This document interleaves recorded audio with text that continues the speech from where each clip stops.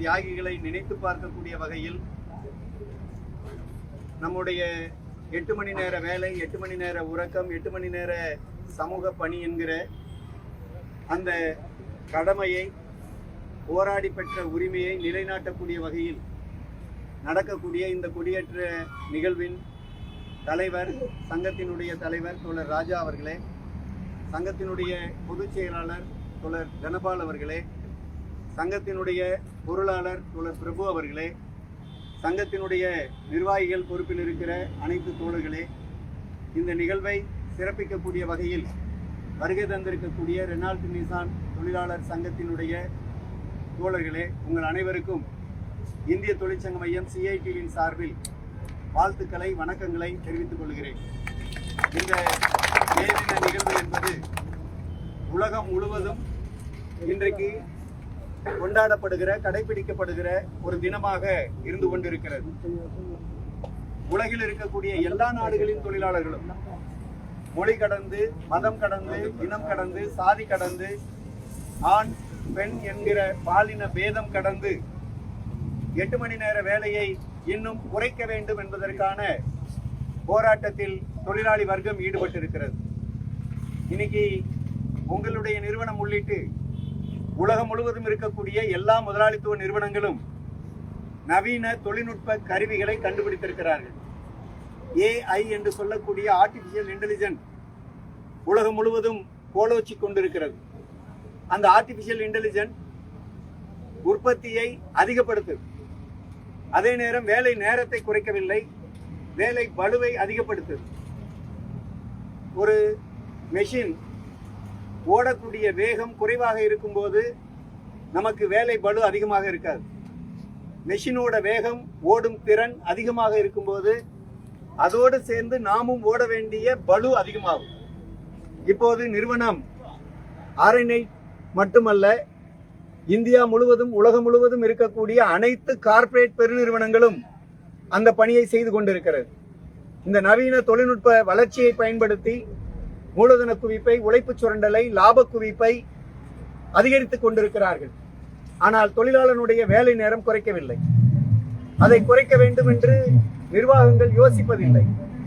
நம்முடைய CIT மட்டுமல்ல, உலகம் முழுவதும் இருக்கக்கூடிய அனைத்து செங்கொடி தொழிற்சங்கங்களும் வேலை நேரத்தை குறைக்க வேண்டும் என்கிற ஒரு கடுமையான முயற்சியில் ஈடுபட்டிருப்பதை நாம் பார்க்கிறோம். அது தேவைப்படுகிறது. எனவே மே தின தியாகிகளை ஏன் நினைக்க வேண்டும்? 1886ஆம் ஆண்டு மே மாதம் 1ஆம் தேதி அந்த சிகாகோ வீதியில், டே மார்க்கெட் என்று சொல்லக்கூடிய அந்த மைதானத்தில் தங்களுக்கு வேலை நேரத்தை குறைக்க வேண்டும் என்கிற போராட்டத்தை நடத்தினார்கள். இங்கிருக்கிற நம்முடைய தோழர்களுக்கு நான் ஒரு விஷயத்தை சுட்டிக்காட்ட விரும்புகிறேன். விடுதலை 2 படத்தில் அந்த நாயகனிடத்தில் நாயகி சொல்லுவாள், இந்த இளைஞர்களுக்கு எப்படி போனஸ் கிடைத்தது, எப்படி வேலை நேரம் கிடைத்தது, எப்படி உரிமைகள் கிடைத்தது என்பதை சொல்லித்தர வேண்டும் என்று சினிமா கதை சொல்லிக் கொண்டிருக்கிறது. நாம் இன்றைக்கு நிறைய அறியாமலே இருக்கிறோம், தெரியாமலே இருக்கிறோம். இந்த 8 மணி நேர வேலை என்பது யாரோ நமக்கு அளித்த பரிசல்ல, அது யாரோ அளித்த பிச்சையும் அல்ல. அது போராடி நாம் நிலைநாட்டி கொண்ட உண்மை, உரிமை. நாம் போராடினோம், நாம் தியாகம் செய்தோம், நாம் ரத்தம் சிந்தினோம், நாம் உயிரை இழந்தோம். நம்முடைய முன்னோர்கள் அவ்வாறு அவருடைய குடும்பத்தை இழந்தார்கள், அவருடைய வாழ்க்கையை தொலைத்தார்கள். அவர்கள் தொலைத்த வாழ்க்கையில் நாம் வாழ்ந்து கொண்டிருக்கிறோம் என்பதை தொழிலாளி வர்க்கம் நினைத்து பார்க்க வேண்டும். இப்போது நாம் போராடுவது அவசியம். இதோ நொய்டாவில், கிரேட்டர் நொய்டாவில், சோனிபட்டில், பானிபட்டில், காஜியாபாத்தில், ஃபரிதாபாத்தில், நொய்டா, இன்னும் பல்வேறு நகரங்கள், அங்கிருக்கிற ஹோண்டா ஆலையில், மாருதி மனேசர் ஆலையில், இன்னும் பல ஆலைகளில் கடந்த ஏப்ரல் 13ஆம் தேதி 40,000க்கும் அதிகமான தொழிலாளர்கள் மாபெரும் போராட்டத்தை நடத்தியிருக்கிறார்கள். கான்ட்ராக்ட் தொழிலாளர்கள் நடத்தியிருக்கிறார்கள். அமைப்பு ரீதியில் திரள முடியாத, தங்களுக்கு வாய்ப்பில்லையே, சங்கம் வைக்கும் உரிமை இல்லையே, எனக்கான சம்பளத்தை கேட்கும் அந்த நியாயத்தை இந்த அரசுகள் வழங்கவில்லையே என்கிற முறையில் அந்த தொழிலாளர்கள் போராடி இருக்கிறார்கள். 40,000 பேர் 82 இடங்களில் அந்த போராட்டம் நடந்திருக்கிறது. காவல்துறை கொண்டு ஒடுக்கி இருக்கிறார்கள். நான் இங்கிருக்கிற தோழர்களுக்கு ஒரு வரலாற்று உண்மையை சுட்டிக்காட்ட விரும்புகிறேன்.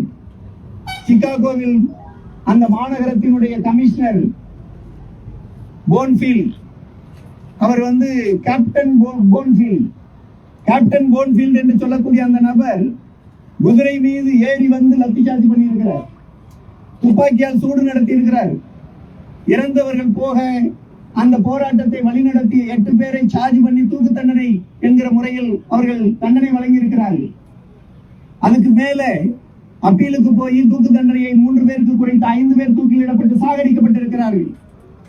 அந்த செயலை செய்த அந்த குற்ற நடவடிக்கையை கட்டுப்படுத்தியார் என்ற பெயரில் போன்ஃபீல்டுக்கு ஒரு 10 ஆண்டுகள் கழித்து சிகாகோ நகரத்தில் சிலை வைக்கிறார்கள். பெரிய சிலை. தியாகிகளுக்கு சிலை இல்லை, தொழிலாளர் தலைவர்களுக்கு சிலை இல்லை.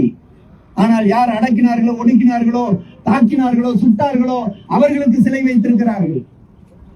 1886 நடந்த இந்த நிகழ்வுக்கு 1959 சிகாகோவினுடைய மாணவர்கள் ஒரு பெரும் போராட்டத்தை நடத்துறாங்க. மாணவர்களுக்கும் தொழிலாளர்களுக்கும் சம்பந்தம் இல்லை. ஆனால் அந்த தொழிலாளர்கள் மிகப்பெரிய போராட்டத்தை நடத்துகிறார்கள். அந்த போராட்டத்தில் சிலை வைக்கப்பட வேண்டியவர்கள் தியாகிகள், சிலை வைக்கப்பட வேண்டியவர்கள் காவல்துறை அதிகாரிகள் அல்ல என்று சொல்லி காவல்துறை அதிகாரியின் சிலையை எடுத்துவிட்டு தகர்த்துவிட்டு அந்த இடத்தில் மேதின தியாகிகளுக்கு சிலை வைத்திருக்கிறார்கள். அதுதான் வரலாறு. அந்த வரலாற்றை நாம் பாதுகாக்க வேண்டும். அந்த போராட்ட வரலாற்றை நாம் பின்பற்ற வேண்டும். நாம் இங்கே சிலைகளை அகற்ற வேண்டும் என்று சொல்வது அடக்குமுறையை செய்யக்கூடிய அதிகாரிகளின் சிலையை. இன்றைக்கு அடக்குமுறை நடத்தினால் அதன் மூலம் வெற்றி பெற முடியும் என்று முதலாளித்துவம் நினைக்கிறது. அடக்குமுறை நடத்தினால் அதன் மூலம் வெற்றி பெற்றுவிட முடியும் என்று காவல்துறை நினைக்கிறது. நீங்கள் நெருப்பை அணைக்கலாம், ஆனால் புதிய நெருப்பு கங்குகளை உங்களால் ஒருபோதும் தடுக்க முடியாது. நெருப்பு கங்குகள் வந்து கொண்டே இருக்கும். அந்த வரலாற்றை நான் காவல்துறைக்கு சுட்டிக்காட்ட விரும்புகிறேன். அந்த வரலாற்றை நான் காஞ்சிபுரம் மாவட்டத்தினுடைய காவல்துறைக்கும் காஞ்சிபுரம் மாவட்டத்தினுடைய கார்ப்பரேட் நிறுவனங்களுக்கும் சுட்டிக்காட்ட விரும்புகிறேன். நாம் அடக்குவதற்கு பிறந்தவர்கள் அல்ல, அடக்கப்படுவதற்கு பிறந்தவர்கள் அல்ல, அடக்குமுறையை தகர்க்க பிறந்தவர்கள் என்பதை நினைவில் கொள்வோம். அடக்குமுறையை தகர்ப்பது என்பது இன்றைக்கு தேவைப்படுகிறது. நீங்கள் எங்களை ஒடுக்க நினைத்தால், அடக்க நினைத்தால், அழிக்க நினைத்தால் நாங்கள் மீண்டெழுவோமே ஒழிய தோண்டு விட மாட்டோம், தோற்றுவிட மாட்டோம். நிச்சயம் மீண்டெழுவோம். மீண்டெழுவதற்குரிய தகுதியும் திறமையும் தொழிலாளி வர்க்கத்திற்கு காலங்காலமாக இருக்கிறது. அந்த வரலாற்றை நாம் உயர்த்தி பிடிப்போம். அதுதான் மே தினத்தினுடைய சிறப்பு, அதுதான் மே தினத்தினுடைய மாண்பு. இல்லை என்றால் மே தினம் கிடைத்திருக்காது. நம்முடைய சிகாகோ தியாகிகள் துவண்டு போயிருந்தார். ஐயோ, எங்களுடைய சட்டை ரத்தத்தால் குருதியால் நனைந்து செங்கொடியாக மாறிவிட்டதே என்று அவர்கள் அழிந்து போயிருந்தார், அச்சப்பட்டிருந்தார். இன்றைக்கு மே தினம் கிடைத்திருக்காரு. நீங்க ஒரு விஷயத்தை புரிஞ்சுக்கணும். மே 1 என்பதற்கு விடுமுறை எப்போது வழங்கப்பட்டது தெரியுமா? மே 1க்கான விடுமுறை 8 மணி நேரம் என்பது அந்த போராட்டம் நடந்து 40 ஆண்டுகள் கழித்துதான் ஒரு ரஷ்யா என்கிற ஒரு நாட்டில் முதலாக இனிமே 8 மணி நேரம் தான் வேலை நேரமாக பின்பற்றப்படும் என்பது சட்டமாக்கப்பட்டிருக்கு. 40 ஆண்டுகள் கழித்து. அதுக்கு பிறகு இந்தியாவில் விடுதலை பெற்ற பிறகுதான் அந்த சட்டம் முன்னிறுத்தப்பட்டிருக்கிறது. அண்ணல் அம்பேத்கர் 1942 அவரோடு கம்யூனிஸ்ட் இயக்க தலைவர்களும் சேர்ந்து ஒரு மிகப்பெரிய அளவிலே அதை வலியுறுத்தி இருக்கிறார்கள். அப்படிதான் 8 மணி நேர வேலை என்பது இந்தியாவில் பிரகடனமானது. தோழர்களே, நீங்கள் இந்த பிரகடனம் ஆவதற்கு இந்தியாவில் முதல்ல யார் கொடியேற்றினாங்க தெரியுமா? சென்னையில் பீச்சில் உழைப்பாளர் சிலை இருக்கு. நம்முடைய தோழர்கள் ஏதோ கடற்கரையை அழகுபடுத்த வந்த அந்த உழைப்பாளர்கள் சிலையை இவர்கள் வடித்திருக்கிறார்கள் என்று நீங்க நினைக்கலாம். இல்லை தோழர்களே, அந்த சிலை அந்த இடத்தில் மே 1 அன்று 1923 ஆண்டின் போது சிங்காரவேலர் என்கிற ஒரு கம்யூனிஸ்ட் தலைவர் இந்தியாவிலேயே முதலாக கொடியேற்றினார். இந்தியாவிலேயே முதலாக மேதின கொடியேற்றப்பட்ட இடம் நம்முடைய சென்னை கடற்கரை. அந்த சென்னை கடற்கரை தான் இப்போதும் உலகிற்கு, இந்தியாவிற்கு மிகப்பெரிய வழிகாட்டுதலா இருக்கு. அதனுடைய நினைவாக தான் அந்த உழைப்பாளர் சிலை வைத்தாங்க. இன்னைக்கு நம்முடைய சிம்சன் ஆலைக்கு அருகில் மேதின பார்க் அப்படின்னு ஒண்ணு இருக்கு. அந்த மேதின பார்க்குக்கு ஏன் பெயர் வந்தது? அதற்கு முன்னால் வெள்ளைக்கார அதிகாரி நேப்பியர் பெயரில் அந்த பார்க் இருந்தது. நேப்பியர் பூங்கா என்று இருந்தது. அந்த நேப்பியர் பூங்காவில் தான் தொழிலாளர்கள் தங்களுடைய கோரிக்கைக்கான போராட்டங்களை அங்கு கூடிதான் நடத்தினாங்க.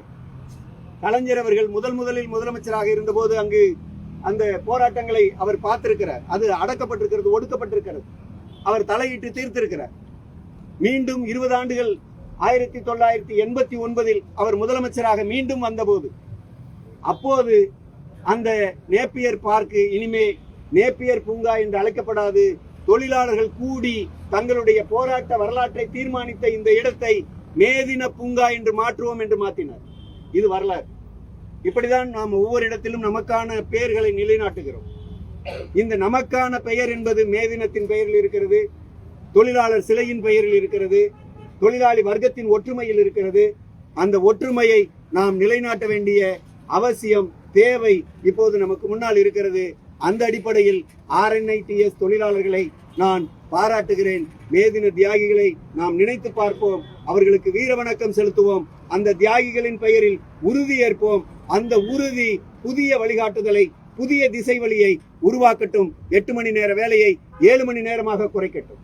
ரெனால்ட் பிரான்ஸ் நிறுவனம், பிரான்ஸ்ல ஒரு நாளைக்கு எவ்வளவு வேலை நேரம்? 7 மணி நேரம். வாரத்திற்கு எத்தனை நாள் வேலை நேரம்? வேலை நாள் 5 நாட்கள். வாரத்திற்கு 35 மணி நேரம் தான் அங்கு வேலை நேரம். ஆனால் அதே நிறுவனம் இந்தியாவுக்கு வந்தால் 48 மணி நேரம் கடைபிடிக்கிறது. வேலை நேரத்தை ரஷ்யாவில் முதலில் 8 மணி நேரம் ஆக்கினார்கள். அதே அரசு 20 ஆண்டுகள் கழித்து 6 மணி நேரமாக குறைத்தது. வேலை நேரத்தை குறைத்தால் நாமெல்லாம் மீதி நேரத்தை தூங்கி சோம்பேறியாக கழித்து விடுவோம் அல்லவா என்றெல்லாம் நீங்கள் நினைக்கலாம். அப்படி அல்ல. உங்களுக்கு வேலை செய்ய சமூக பணி ஏராளமாக இருக்கிறது. வேலை நேரத்தை குறைப்பதன் மூலம்தான் லாபம் கட்டுக்குள் வரும். லாபம் கட்டுக்குள் வரும்போதுதான் வேலையில்லா திண்டாட்டம் குறையும். இப்போது உங்களை வேலையிலிருந்து டிஸ்மிஸ் பண்ணா வேலையில்லா திண்டாட்டத்தில் இருக்கக்கூடிய வேலையற்ற இளைஞர்கள் உங்க வேலையை எடுத்துக்கொள்வதற்கு தயாரா இருக்கிறாங்க. இந்த போட்டி இருக்கு. இந்த போட்டியை முதலாளித்துவம் பயன்படுத்துகிறது. இந்த போட்டியை முதலாளித்துவம் பயன்படுத்த கூடாது என்று நீங்கள் நினைத்தால், வேலையற்ற இளைஞர்களும் என் சகோதரர், அவருக்கு வேலை வேண்டும், கான்ட்ராக்ட் தொழிலாளி என் சகோதரர், அவருக்கு நியாயமான கூலி வேணும், பயிற்சி தொழிலாளி என் சகோதரர், அவருக்கு நிரந்தரமான வேலை வேண்டும் என்பதையெல்லாம் யோசிக்க வேண்டிய தேவை இருக்கிறது. அதுதான் தொழிலாளி வர்க்க ஒற்றுமை. அந்த வர்க்க ஒற்றுமையை நாம் பாதுகாப்போம் என்று சொல்லி மேதின தியாகிகளுக்கு மீண்டும் என்னுடைய வீர வணக்கத்தை செலுத்தி நிறைவு செய்கிறேன். நன்றி, வணக்கம்.